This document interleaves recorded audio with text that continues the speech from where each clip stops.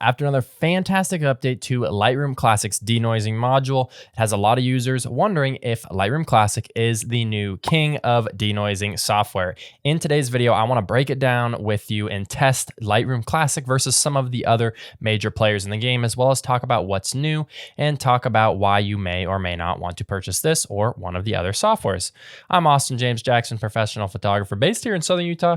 Really excited that you're here to join me today to talk about Lightroom Classic's update to the denoising module, which is actually really nice in my opinion. Let's first jump in there to Lightroom Classic. I'll show you what's new with this update and show you kind of why this is really nice to use. So I'm here in Lightroom Classic. So we're in the Develop tab here. Now we'll open up the sidebar here.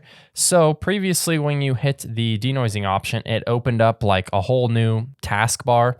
And then it created a new copy of your image, which was fine, but it was, kind of annoying. I think it converted it to a TIFF file if it was a RAW. I could be wrong about that. Maybe it was DNG, but either way, it created a second new file, which was kind of annoying. Now you just scroll down into the detail tab and you have the option right here. So you can just check denoise just like that. Takes a little bit of time. It always takes less than what it says. You can see that said 40 seconds and it took about 3.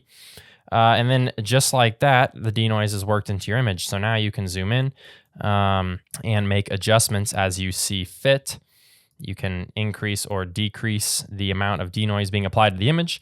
The nice thing about it is it works seamlessly with all your other edits. So if I had done a lot of edits to this particular photo, I could go in and denoise, and then I could go back and make adjustments to the other edits, or I can go back and make adjustments to the denoise, whereas previously it created a new stamped photo. So if you already had a bunch of adjustments, you couldn't go back and adjust those under the denoise. You'd have to re-denoise it afterwards. So that is the nice new feature that we have today. You also have the raw details and super resolution options, but when you check denoise, it automatically works these in as well. So you're probably wondering, is Lightroom the new king? Is it totally sinking the ship of every other denoise out there?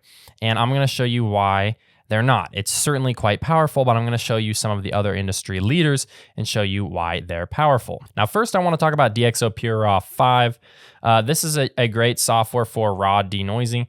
Only works on those raw images, but it works really well. So when I load in here, we'll just select any one of these images. And you actually go to process with preview. Come in here, Deep Prime 3 is the newest version, and it denoises, and it does a little bit of sharpening. And I find that this does a really nice job on those raw files. So you can come down, make adjustments here to luminance, which essentially makes it more or less denoise.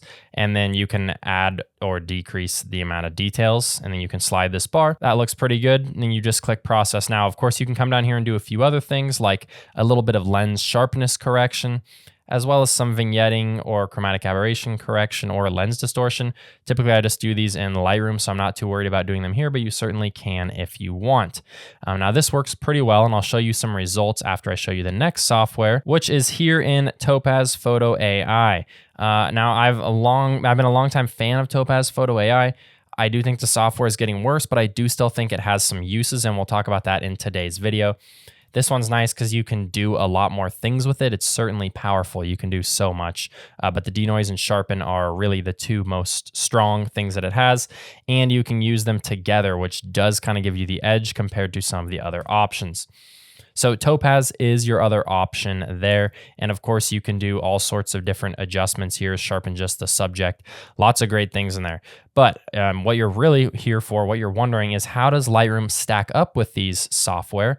And is it actually better? Is it worth spending your money or wasting your money on these programs? Topaz Photo AI, I think, runs you somewhere around $200. And then DxO PureRAW5, I think, runs you somewhere around 120, whereas Lightroom Classic you likely already have. So even though, yes, Lightroom Classic does cost money, you may already have it, and so it's not an additional cost.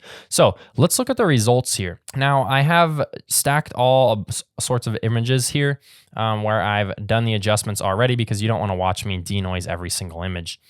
And essentially, I have, for this first file, I have a denoised version, I have a deep prime, or a Lightroom Classic denoised version, I have a deep prime, and then I have two different Topaz versions. I did one that was stronger than the other, just to show you two examples.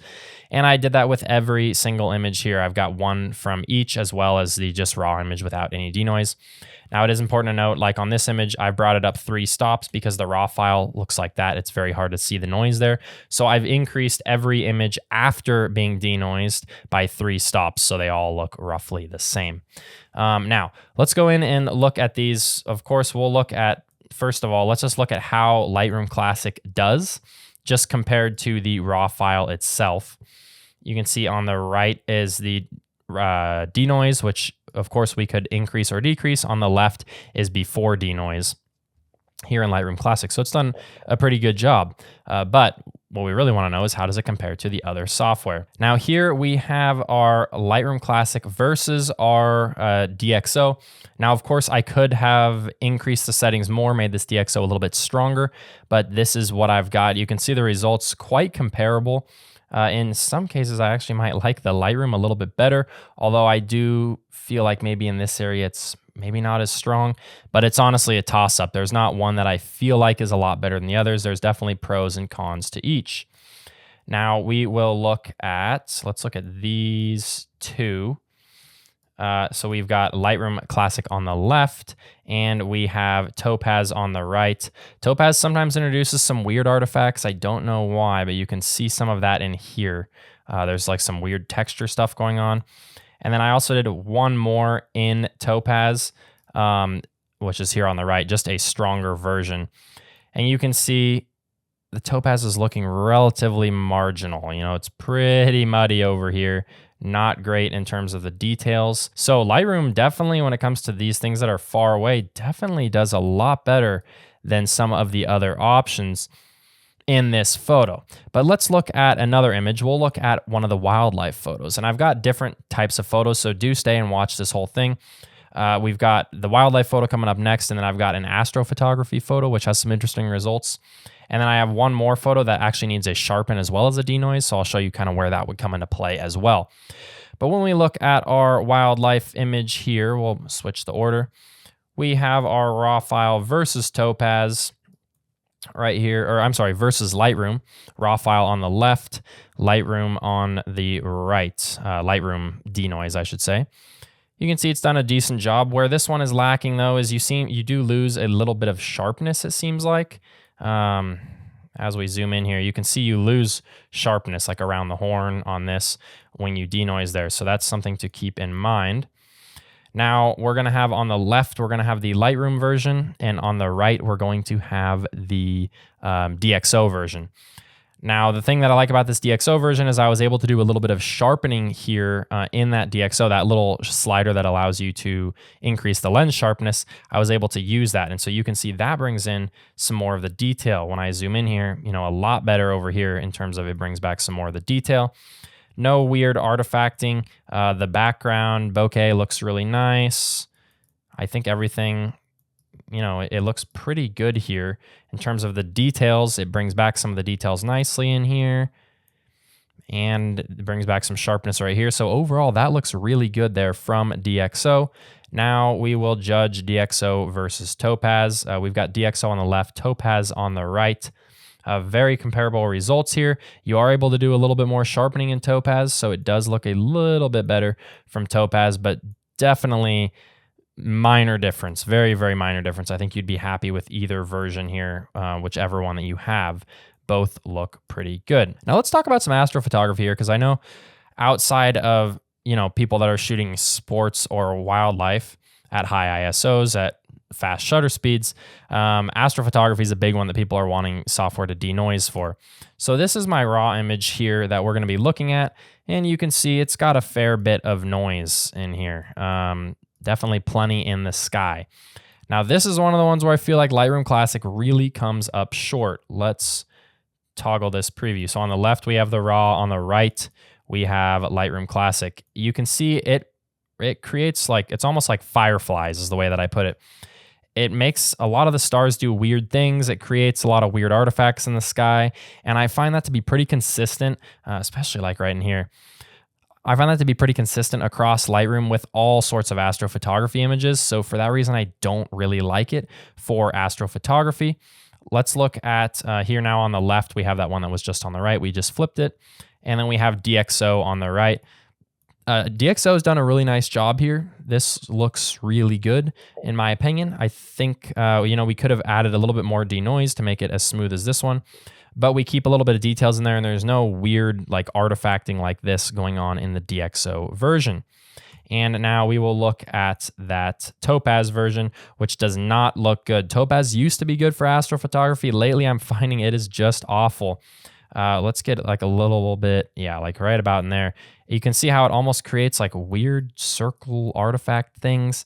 It just looks terrible. And this isn't just this photo. Topaz has a tendency to do this with all sorts of images, unfortunately, when it comes to astrophotography. So for that reason, I'm definitely rocking with the DxO here for night images, and because I think that it just simply looks better than the rest. It keeps a little bit of detail. There's no weird artifacting going on. It does a nice job on the foreground. So for that reason, DxO I think is the way to go if you are someone who's doing astrophotography. Now let's talk about one more image here.